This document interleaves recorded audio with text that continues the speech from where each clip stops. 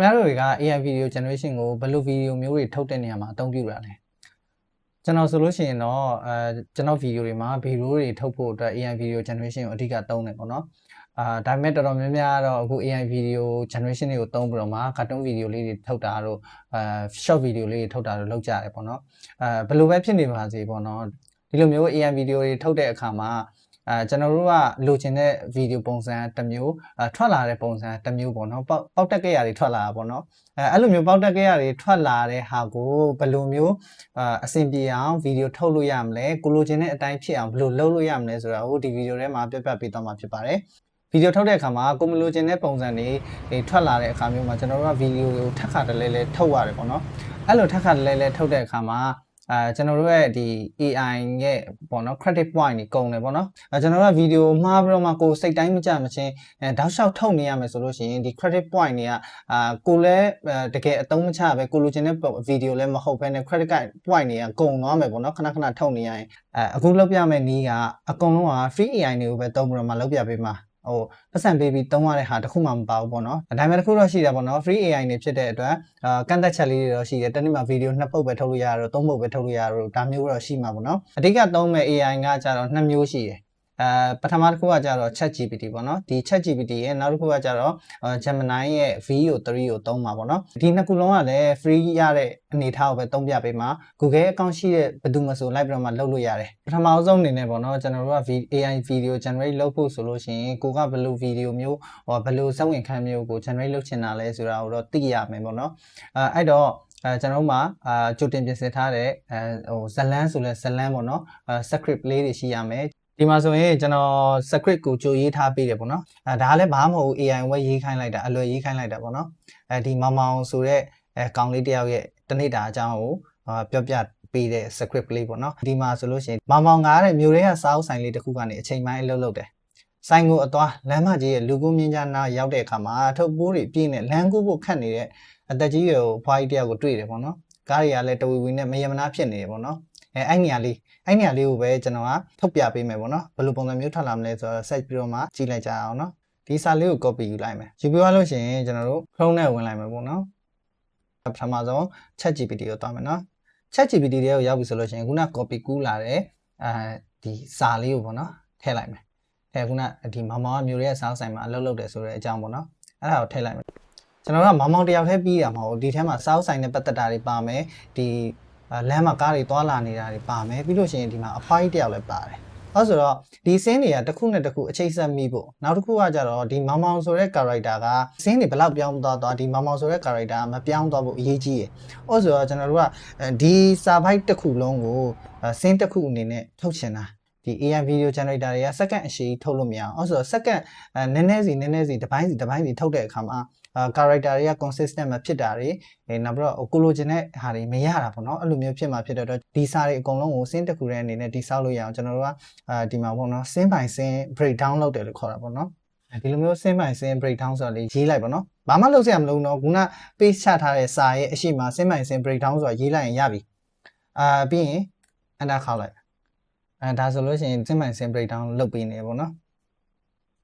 ်အခုဆိုလို့ရှိရင်စင်းမိုင်စင် break down လောက်တာပြီးသွားပြီပေါ့နော်ဒီစင်းမိုင်စင် break down လောက်တဲ့အခါမှာကျွန်တော်ဗီဒီယိုကအပိုင်း8ပိုင်းစင်း8ခုနဲ့ထွက်လာပြီပေါ့နော်အဲ့စင်း8ခုကိုကျွန်တော်တို့ကပုံတစ်ပုံချင်းစီထုတ်မနေတော့ဘူးပုံ8ပုံလုံးကိုဓာတ်ပုံတစ်ပုံထဲမှာပဲframe တစ်ခုထဲမှာပဲထုတ်မယ်ပေါ့နော်ရအောင်ထုတ်မယ်ဘာဖြစ်လို့လဲဆိုတော့ဒီစင်း8ခုလုံးပေါ့နော်ကျွန်တော်တို့က character တွေလည်း consistent ဖြစ်အောင်လုပ်မယ်ဒီပုံတစ်ပုံထဲမှာပဲထုတ်လိုက်ခြင်းအပြင်ဒီထဲက character ကပေါ့နော်ဥပမာမောင်မောင်ဆိုလို့ရှိရင်ဒီပထမပုံမှာလည်းမောင်မောင်ကဒီမောင်မောင်ပဲဒုတိယပုံမှာလည်းမောင်မောင်ကဒီမောင်မောင်ပဲပေါ့နော်သူရုပ်တွေပြောင်းသွားတာတွေဘာတွေပြောင်းသွားတယ်အဲ့လိုမျိုးမရှိတော့အောင်ဒီ video ပုံတစ်ပုံထဲမှာတခါတည်းအပြီးထုတ်မှာပေါ့နော်ဒီမှာတော့ကိုလိုချင်တဲ့အတိုင်းရိုက်လို့ရတယ်မြန်မာလိုလည်းရိုက်လို့ရတယ်အင်္ဂလိပ်လိုလည်းရိုက်လို့ရတယ်ပေါ့နော်စင်းက8ခုရှိတာဖြစ်တဲ့အတွက်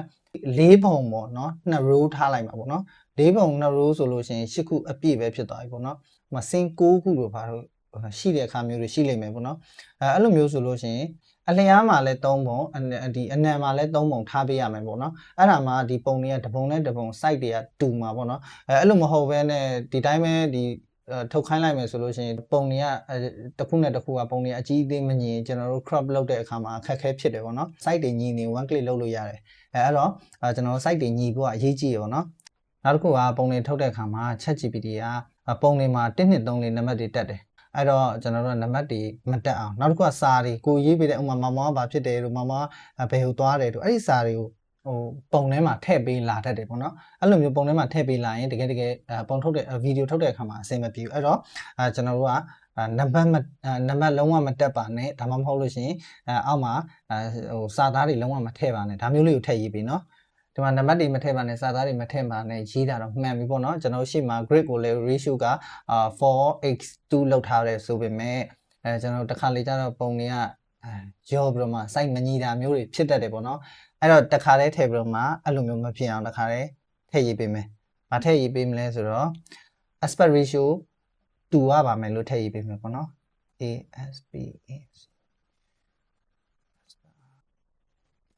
aspect ratio တူရပါမယ်လို့ထည့်ရေးပေးလိုက်တယ်ပေါ့နော်အဲ့လိုထည့်ရေးပြီးသွားလို့ရှိရင် enter ခောက်လိုက်လို့ရပါပြီဒီနေရာမှာဂျားဖြတ်ပြောချင်တာကဘာလဲဆိုတော့ကျွန်တော်တို့ကChatGPT ကိုဘာလို့သုံးတာလဲပေါ့နော်Gemini လည်းသုံးလို့မရဘူးလားဆိုရတယ်နော်ကိုကြိုက်တဲ့ AI ကိုသုံးလို့ရတယ်ဒါပေမဲ့ကျွန်တော်ကကျတော့ ChatGPT ကိုဘာလို့သုံးတာလဲဆိုတော့ ChatGPT ကပုံကျွန်တော်ရဲ့ personal အမြင်ရတော့ပေါ့နော်ဒီပုံတွေထုတ်တဲ့အခါမှာသူကပို့ပြီးတော့မှလှတယ်ပေါ့နော်ပို့ပြီးတော့မှကြည့်လို့ကောင်းတယ်realistic လည်းဆန်တယ်နည်းနည်း cinematic ဘက်ကိုလည်းသွားတယ်ပေါ့နော်တခါလေကျတော့Gemini မှာလည်းထုတ်လို့ရတယ် Gemini မှာထုတ်လို့ရှိရင်ထွက်လာတဲ့ပုံတွေတခါလေကျဟိုကလီကလာဆန်တာတို့ cartoon ဆန်တာတို့အဲ့လိုမျိုးလေးရှိတယ်ကျွန်တော်တိတ်မကြိုက်လို့ ChatGPT သုံးတာပေါ့နော်ဒါပေမဲ့လိုက်လုံးမဲ့လူကကျတော့ကိုဟိုအားတန်ရအောင်သုံးလို့ရတယ်ကိုကြိုက်တဲ့ဟာကိုသုံးလို့ရတယ်Gemini မှာလုပ်လဲဒီပုံစံမျိုးပဲပေါ့နော်ဒီစာသားတွေနဲ့ပဲရေးပြီးတော့မှပြောလိုက်မယ်ဆိုလို့ရှိရင်အဆင်ပြေတယ်သူ့ဘာဒီပုံထုတ်ပေးလာလိမ့်မယ်ပေါ့နော်အဓိကကတော့ကျွန်တော်တို့ကဒီပုံတစ်ပုံထဲမှာ character consistent ဖြစ်ပြီးတော့မှcharacter မပြောင်းဘဲနဲ့ပုံတစ်ပုံထဲမှာစင်းတစ်ခုချင်းစီထွက်လာဖို့ပဲလိုချင်တာဆိုတော့ဘယ်မှာပဲထုတ်လို့ရရနော်โอเคဟိုပုံထုတ်တာနည်းနည်းကြာနေတယ်အဲ့ဆိုတော့ကျွန်တော်ဒီမမမျိုးရဲ့စာအုပ်ဆိုင်လေးတစ်ဆိုင်မှာချိန်ပိုင်းလုပ်တယ်ဒီဟာကိုပဲကျွန်တော်ပြန်ထုတ်ခိုင်းတာပေါ့နော်ဆိုတော့ဒီစာကိုပဲသူထုတ်ပေးထားတာစင်း8ခုနဲ့ဒီမှာဆိုလို့ရှိရင်လည်းသူက image grid ကို 4:2 ထုတ်ပါစာသားတွေမထည့်ပါနဲ့နံပါတ်တွေလည်းမထည့်ပါနဲ့ပေါ့နော်ပြီးတော့aspect ratio တွေကညီရမယ်ပေါ့နော်အဲ့လိုရေးလိုက်တော့ဒီပုံလေးထွက်လာရပေါ့နော်ပုံကြည့်ပေါ့နော်ဒီပုံမှာဆိုလို့ရှိရင်စင်းတစ်ခုချင်းစီမှာဒီ character လည်းပြောင်းမသွားဘူးဖွားကြီးဆိုလို့ရှိရင်လည်းဒီဖွားကြီးပဲသူလက်ထဲမှာဆွဲထားတဲ့အိတ်တရားစာတူတယ်ပေါ့နော်အဲ့လိုပုံစံမျိုးလုပ်ပေးထားတယ်ပေါ့နော်ကဲပြီးပြီဆိုလို့ရှိရင်ကျွန်တော်ဒီပုံကိုကြိုက်တယ်ပေါ့နော်မကြိုက်ရင်လည်းထပ်ထုတ်ခိုင်းလို့ရတယ်နော်မကြိုက်ရင်ထပ်ထုတ်ခိုင်းလို့ရတယ်ကိုယ့်ရဲ့ ChatGPT မှာတနေ့တာ image generate လုပ်ပေးဖို့လောက်သေးတယ်ဆိုလို့ရှိရင်ထပ်ပြီးတော့မှထုတ်ခိုင်းလို့ရတယ်စင်းကိုလည်းဒီထက်တစ်စင်းမဟုတ်ဘူးနောက်စင်းတွေဆိုလို့ရှိရင်လည်းအဲ့လိုပဲစာသားလေးကို copy ယူလာမယ်ယူလာပြီးလို့ရှိရင်ကျွန်တော်ရှေ့မှာစင်မိုင်စင် breakdown ဆိုတာလေးထည့်ရေးပြီးတော့စင်မိုင်စင် breakdown လုပ်မယ်စင်မိုင်စင် breakdown လုပ်တဲ့အခါမှာအကယ်၍ပေါ့နော်6ပိုင်းရှိရဆိုလို့ရှိရင် 3x3 ပေါ့နော်အကယ်၍10ပိုင်းဆိုလို့ရှိရင် 4x2 ပေါ့နော်ဒါမျိုးတွေနဲ့စင်မိုင်စင် breakdown လုပ်လိုက်ဒီလိုပုံတွေရပြီဆိုလို့ရှိရင်ကျွန်တော်နောက်တစ်ဆင့်ကိုထပ်သွားမယ်ဒီမှာကျတော့ပုံတစ်ပုံထဲမှာစင်း6ခုလုံးရဲ့ဓာတ်ပုံတွေပါတယ်ပေါ့နော်အဲ့ဆိုတော့ကျွန်တော်တို့ကစင်းတစ်ခုချင်းစီပြန်ခွဲထုတ်မယ်ပေါ့နော်ခွဲထုတ်ဖို့အတွက်ကျွန်တော်တို့ကပုံကို crop လုပ်လို့လည်းရတယ်crop လုပ်ချင်ဆိုလို့ရှိရင်ကျွန်တော်အခုပြထားတဲ့နည်းလေးအတိုင်းလုပ်လို့ရတယ်အဲ့ဒါကြဘယ်လိုလဲဆိုတော့ Chrome မှာtab တစ်ခုထပ်ဖွင့်လိုက်ပေါ့နော်ပြီးရင် PINETOOL ပေါ့နော် Pine2 လို့ရှာလိုက်ပေါ့နော်ဆိုတော့ဒီမှာ Pine2 ပေါ့နော်ဒီမှာ Pine2 ဆိုတဲ့တစ်ပင်ပုံလေးနဲ့ပေါ့နော်အဲ့ဟာလေးကိုဝင်လိုက်မယ်ဝင်ပြီးသွားလို့ရှိရင်ကျွန်တော်တို့ကဓာတ်ပုံတွေကို crop လုပ်ချင်တာပေါ့နော်ပိုင်းချင်တာဖြစ်တဲ့အတွက်ဒီမှာတော့သူတို့အထက်မှာတော့ split လို့ခေါ်ရပေါ့နော် SPLIT ပြီးအနာခောက်လိုက်မယ် split လုပ်လို့ရှိရင်ဒီမှာ split image ဆိုတာရှိတယ်အဲ့ split image ဆိုတာလေးကိုနှိပ်လိုက်မယ်နှိပ်ပြီးလို့ရှိရင်ဒီလိုမျိုးပုံစံဖြစ်လာလိမ့်မယ်ဒါဖုန်းနဲ့လုပ်လို့ရတယ်เนาะဖုန်းနဲ့လုပ်မယ်ဆိုရင်ဒီနည်းတိုင်းလုပ်လို့ရတယ်ဘာနဲ့ပဲလုပ်လို့ရတယ်ပေါ့เนาะ tablet နဲ့လုပ်တဲ့လူလည်းလုပ်လို့ရတယ်ပေါ့เนาะဆိုတော့ပြီးရင်ဒီလိုမျိုးပေါ်လာပြီဆိုတော့ဒီမှာ choose file ဆိုတာရှိတယ်အဲ့ choose file ဆိုတာလေးကိုနှိပ်လိုက်မယ်ပေါ့เนาะနှိပ်ပြီးလို့ရှိရင် download ထဲမှာခုနကျွန်တော်တို့ download ဆွဲထားတဲ့ပုံလေးရှိလိမ့်မယ် crop လုပ်မှာ vertical horizontal ရောကျွန်တော်တို့ crop လုပ်ချင်တာဒီမှာဆိုလို့ရှိရင်လည်းကျွန်တော်ခုနရိုက်စာရိုက်ထည့်ထားတဲ့ grid ဆိုတာလေးရှိရပေါ့เนาะအဲ့ grid ကိုနှိပ်လိုက်မယ်ဒါ vertical ပေါ့เนาะvertical မှာ2ထားမယ် horizontal မှာကျွန်တော်4ထားမယ်ပေါ့เนาะဒီမှာလည်းကျွန်တော်တို့ကကိုလိုချင်တဲ့ extension ကိုရွေးလို့ရတယ်ပေါ့เนาะ JPEG လိုချင်တာလားဘာလားပေါ့เนาะဒီကျွန်တော်ဒီဘာမှမပြောင်းလဲရတယ်ပေါ့เนาะ PNG တို့ဘာလို့လိုချင်လဲရတယ်PNG ရွေးလိုက်မယ်ပေါ့เนาะပြီးရင်ဒီမှာ split image ဆိုတာနှိပ်လိုက်မယ် ဟုတ်ဆိုပုံ10ပုံထွက်လာပြီဒီမှာပေါ့နော်ပုံ10ပုံတစ်ချက်တည်းထွက်လာတယ်ပေါ့နော်ကျွန်တော်တစ်ခုချင်းလိုက်ပြီးတော့မှ crop လုပ်စရာမလိုဘူးတစ်ခုချင်းလိုက်ပြီးတော့မှ crop လုပ်ချင်တယ်ရတယ်ပေါ့နော်ကျွန်တော်တော့အလွယ်လုပ်ပြတာပေါ့နော် separate နှိပ်လိုက်ပြီပြီးရင်ကျွန်တော်တပုံချင်းစီတောင်းချင်လဲရတယ်မတောင်းချင်လို့ရှိရင်လည်းကျွန်တော်တို့ဒီမှာ download zip file ဆိုတာရှိတယ်zip file လေးကို down လိုက်ပေါ့နော်ပြီးရင်ကိုယ့်ရဲ့ zip file ကိုသွား zip ကိုဖြည့်လိုက်မှာဒါဆိုလို့ရှိရင်ဒီ folder ထဲမှာကျွန်တော်ခုနဓာတ်ပုံ10ပုံလုံးကိုcrop လုပ်ပြီးသားလေးရလာပြီပေါ့နော်ဒီ folder ထဲမှာပေါ့နော် crop လုပ်ပြီးသားရလာပြီအဲ့ဆိုဒီမှာပုံတစ်ပုံ sample မှာထောက်ကြည့်လိုက်မယ်ဒီမှာတယောက်တည်းပုံပေါ့နော်တပုံချင်းစီအဲ့လိုပုံစံပဲသူ့ဘန်သူ auto ဖြတ်သွားပေးတာပေါ့နော်အဲ့ဆိုကိုယ်လိုက်ဖြတ်စရာမလိုအချိန်ကုန်ခံစရာလည်းမလိုဘူးပေါ့နော်လှုပ်ရှုပ်တတ်တာဓာတ်ပုံတွေလည်းရပြီဆိုလို့ရှိရင်ကျွန်တော်တို့ကဗီဒီယိုထုတ်ဖို့အတွက် Google Flow တွေကိုထပ်သွားမယ်ပေါ့နော်အဲ့တော့ tab တစ်ခုဖွင့်မယ်ဖွင့်ပြီးလို့ရှိရင် flow လို့ရိုက်လိုက်မယ်ပေါ့နော် FLOW ပေါ့နော် flow လို့ရိုက်လိုက်မယ်ရိုက်လိုက်လို့ရှိရင်ဒီအပေါ်ဆုံးမှာပေါ်လာတဲ့Google Lab ဆိုတဲ့ဟာရှိတယ်အဲ့ဟာနှိပ်လိုက်မယ်ဆိုလို့ရှိရင်ကျွန်တော်တို့ Google Flow တွေကိုရောက်သွားပြီ Google Flow တွေကိုရောက်ပြီဆိုရင်ကျွန်တော်တို့ကပထမဆုံးဘာလုပ်ရမလဲဆိုတော့ခုနပြောလိုမျိုးပဲကိုသုံးနေကြGmail တစ်ခုကိုဝင်ရမယ်ပေါ့နော် Gmail account တွေအများကြီးရှိရင်တော့ပို့ပြီးတော့မှအဆင်ပြေတယ်ဘာလို့လဲဆိုတော့သူက Gmail account တစ်ကောင်ကိုတစ်နေ့ကိုcredit 50ပေးတယ်ပေါ့နော် point 50ပေးတယ်ဆိုတော့ point 50ပေးရင်ဗီဒီယို3ပုတ်ကတော့ easy ထုတ်လို့ရတယ်ဆိုတော့ဗီဒီယို3ပုတ်ထုတ်လို့ရတယ်ဆိုတော့ကို့မှာ10 account ရှိရဆိုရင်ဗီဒီယိုအပုတ်30ထုတ်လို့ရတယ်ပေါ့နော်အဲ့ဆို account များများရှိတဲ့လူကတော့ဗီဒီယိုတွေအများကြီးထုတ်လို့ရတယ်ပေါ့နော်ပထမဆုံးကျွန်တော်တို့ create with Google Flow ဆိုတာရှိတယ်အဲ့ဒါလေးကိုနှိပ်လိုက်မယ်နှိပ်လို့ရှိရင်ကျွန်တော်တို့ account လာရွေးခိုင်းပြီပေါ့နော်ဘယ် account နဲ့လုပ်မှာလဲပေါ့နော်အဲ့ဆိုကျွန်တော် account တစ်ကောင်ရွေးပြလိုက်မယ်ဒီလိုမျိုးပေါ်လာပြီဆိုလို့ရှိရင်တော့ဘာမှရှောက်ဖတ်မနေနဲ့တော့เนาะအမှန်ချင်းတစ်ခုချစ်ပြီးတော့မှ next ပဲနှိပ်ပြလိုက်ပေါ့နော်ပြီးရင်ဒါတွေကိုလည်းအောက်ဆုံးထိဆွဲချပြီးတော့မှ continue နှိပ်ပြလိုက်ရပြီအောက်ဆိုရင်ကျွန်တော်တို့ဒီမှာ flow တွေကိုရောက်သွားပြီပေါ့နော် flow တွေရောက်ပြီဆိုလို့ရှိရင်ကျွန်တော်တို့ဒီ new project ဆိုတာလေးရှိရ new project ကိုနှိပ်မယ်ဒီလိုဆိုလို့ရှိရင်ဒါသူ tutorial တွေပေါ့နော်ဘာလို့လာပြလိုက်မယ်ပေါ့နော်ဒါတွေကိုတစ်ခုချင်းစီနှိပ်ပြီးတော့မှကြော်သွားလိုက်မယ်ရပြီဆိုရင်ကျွန်တော်တို့ဒီအောက်မှာအပေါင်းပုံစံလေးရှိတယ်အဲ့အပေါင်းကိုနှိပ်မယ်ပြီးရင်ကျွန်တော်တို့ဒီ image ထဲကိုသွားမယ်ဘာလို့လဲဆိုတော့ကျွန်တော်တို့ခုနကတော့ရထားတဲ့ဓာတ်ပုံတွေကိုဒီထဲကိုလာပြီးတော့မှထည့်ပေးရမှာပေါ့နော်အားကြောင့်ကျွန်တော် image ထဲကိုသွားမယ်သွားပြီးရင်ဒီမှာ upload media ဆိုတာရှိတယ် upload media ကိုနှိပ်ပြီးတော့ကျွန်တော်ခုန download ထဲမှာဒီ point 2ကနေပြီးတော့မှဗီဒီယိုဓာတ်ပုံ10ပုံရှိရပေါ့နော်အဲ့10ပုံလုံးရွေးလိုက်မယ်ရွေးပြီးတော့ကျွန်တော် upload တင်လိုက်မယ်ခဏနေဒီဟာအကုန်လုံးပြည့်သွားလိမ့်မယ်ပေါ့နော်အဲ့အချိန်မှာကျွန်တော်ဘာသွားလုပ်မလဲဆိုတော့ ChatGPT တဲ့ကိုခဏလောက်ပြန်သွားမယ်ပြန်သွားပြီးတော့ကျွန်တော်တို့ဓာတ်ပုံတွေပဲရသေးတာဗီဒီယိုထုတ်ဖို့အတွက်video generation prompt မရှိဘူးပေါ့နော်မရှိတော့သူ့ကို prompt ရေးခိုင်းလိုက်မယ်မြန်မာလိုရေးမယ်ဆိုရင်လည်းရတယ်နော်အဲ့ဆိုရင်ဒီမှာprompt ကလည်းထွက်လာပြီကျွန်တော်ဒီဘက်မှာ flow မှာတင်ထားတဲ့ဓာတ်ပုံတွေကလည်း ready ဖြစ်ပြီပေါ့နော်အဲ့ဆိုရင်ကျွန်တော်တို့ပထမဆုံး scene ကိုစပြီးတော့မှ video ထုတ်မယ်ပေါ့နော်ဆိုတော့ဒီ video prompt ကိုကျွန်တော် copy လိုက်မယ်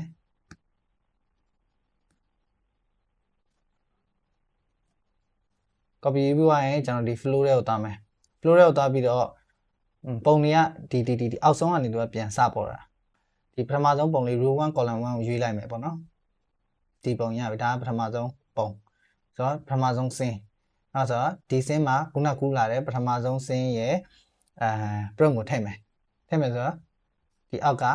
add to prompt ဆိုတာရှိအဲ့ဒါလေးနှိပ်လိုက်နှိပ်ပြီးသွားလို့ရှိရင်ကျွန်တော်ဒီမှာ prompt လေးကိုချလိုက်ပေါ့နော်ဒီမှာကျွန်တော်တို့ဗီဒီယိုကိုတောင်လိုက်ပေါ့နော်9:16နဲ့လည်းရတယ်လို့ကျွန်တော်အလျားလိုက်ဖြစ်တဲ့16:9နဲ့လည်းရတယ်ဒါကတော့ကိုက TikTok မှာတင်နေတာလားဘာမှတင်နေတာလဲကိုတင်နေတဲ့နေရာမှာကိုအားတန်တယ်လို့လုပ်ပေါ့နော်ကျွန်တော်ကတော့16:9ထားလိုက်တယ်နောက်ပြီးတော့ဗီဒီယိုဒီမှာအများကြီးထုတ်စရာမလိုဘူးပေါ့နော်နှစ်ပုတ်တန်းထုတ်စရာမလိုဘူးကျွန်တော်တစ်ပုတ်ပဲသုံးမယ်ပေါ့နော်ဘာလို့လဲဆိုတော့ point ချွေတာကျွန်တော်ဒီမှာစက္ကန့်လည်းအများကြီးမြည်ဘူးကျွန်တော်6စက္ကန့်ပဲယူမယ်ဆိုတော့တစ်ပုတ်ပဲထုတ်မယ်6စက္ကန့်ပဲယူမယ်နော်ပြီးရင်ဒ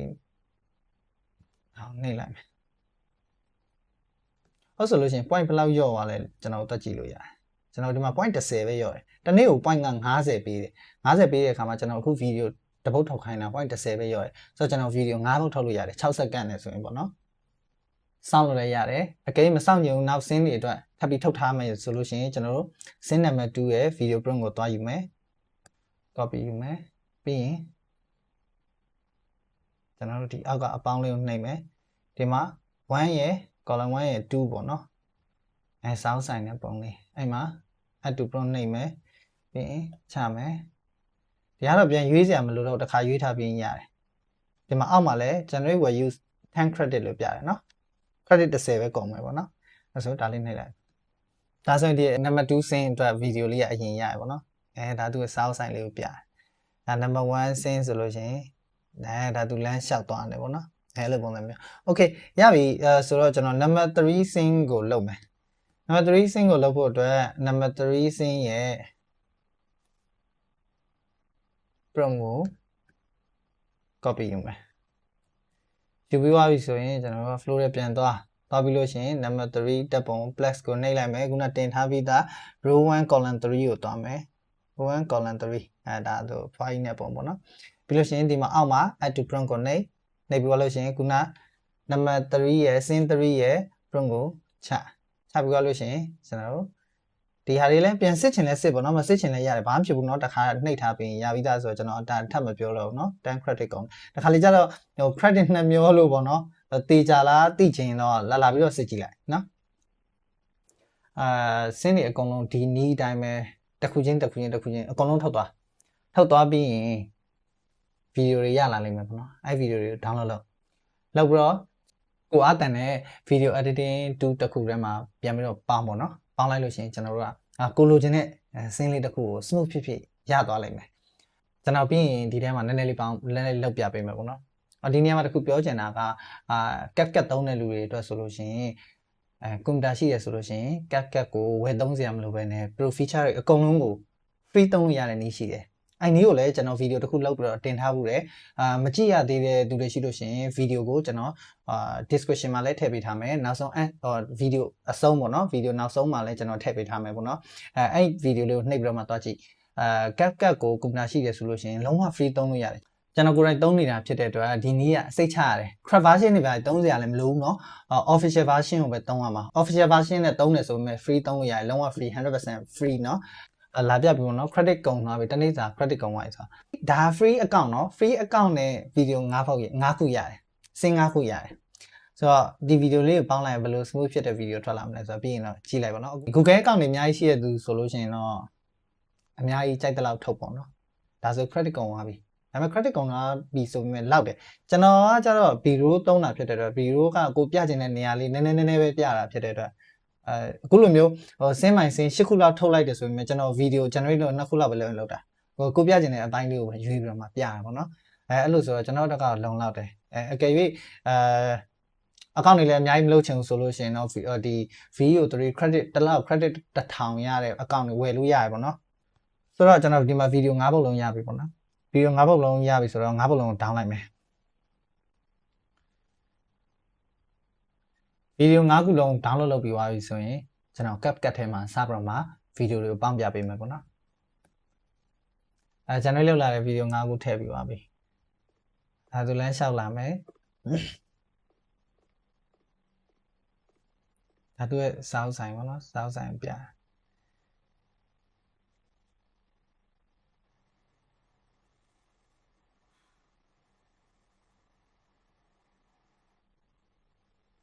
အဖွားကြီးကအိတ်တွေနဲ့မနိုင်မနှင်းဖြစ်နေတာဖြစ်နေတော့ဒီမှာမနိုင်မနှင်းဖြစ်အဲ့ဒါသူတွေ့လဲတွေ့ရောပြေးသွားပြီးတော့မှကုညီပေးတယ်ပေါ့နော်ဒီလိုပုံစံမျိုးတခုတော့ရှိတာပေါ့မောင်ဆိုပေမဲ့ဒါကိုရီးယားပုံစံဖြစ်နေကိုရီးယားမောင်ပေါ့နော် okay အဲ့ဆိုတော့ဒီလိုပုံစံမျိုးလေးလောက်ရုံပဲပေါ့နော်အဲ့ဆိုဒီ character လည်း consistent ဖြစ်တယ်အဖွားကြီးဆိုလည်းအဖွားကြီးဒါ consistent ဖြစ်တယ်လीနော်ကိုကြိုက်တဲ့စင်းလေးတွေကိုလည်းfree သုံးလို့ရတဲ့ tool လေးနဲ့ဒါဆိုလို့ရှိရင်မိနစ်6စက္ကန့် video 5ခုဆိုတော့စက္ကန့်30သာထုတ်လို့ရတယ်ပေါ့နော်အဲ့လိုဆိုတော့ကိုညံရှိရင်ရှိတယ်လို့ပေါ့နော်ကိုပိုင်ကို AI video ကာတွန်း video လေးပဲထုတ်မလားဒါမှမဟုတ်ကျွန်တော်လိုပဲကိုလိုတဲ့နေရာလေးတွေကိုကိုပြချင်တဲ့စင်းလေးတွေထည့်ဖို့ video လေးထည့်ဖို့လောက်ပဲ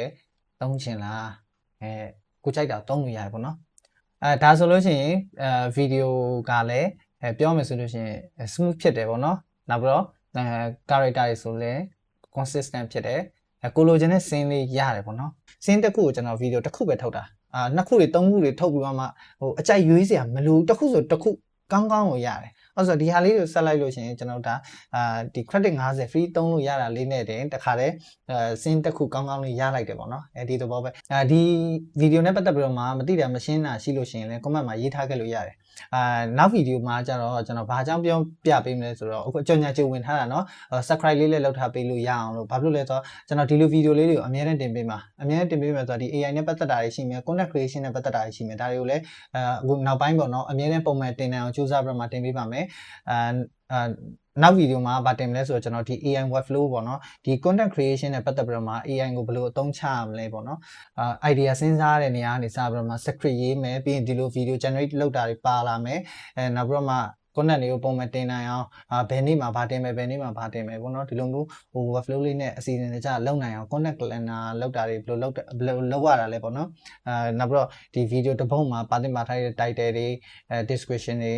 တခြားသော tag တွေ hashtag တွေဒါတွေဘယ်လို AI သုံးချပြီးတော့မှဘယ်လိုထုတ်မလဲဆိုတာကို AI workflow တစ်ခုလုံးကိုအသေးစိတ်ရှင်းပြပေးမယ်ဆိုတော့နောက် video လေးလည်းမကြခင်ထပ်တင်ပေးမှာဖြစ်လို့ channel လေးကိုလည်းsubscribe လုပ်ထားပေးပါ